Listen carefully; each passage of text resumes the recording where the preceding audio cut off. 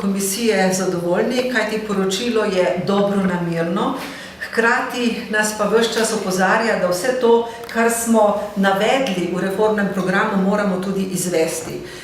Ta vlada ima pravzaprav nekoliko lažje delo tudi zaradi tega, ker opozicija razume, da je treba reforme izvesti in veliko od tega smo že mi naredili z zakonom o slabi banki, o državnem holdingu, potem pokojninska reforma, delovnopravna zakonodaja in tako naprej.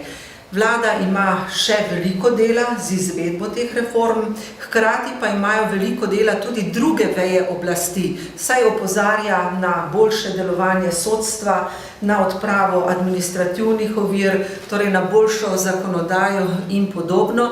Skratka, vse veje oblasti v Sloveniji imamo dovolj dela, da dejansko izvedemo te ukrepe.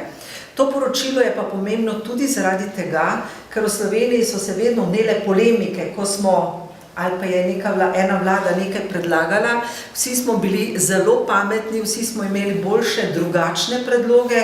Tokrat je jasno, da je Evropska komisija priznala, da so predlogi dobri, samo potrebno jih je izvesti. To je pa signal tudi za javnost.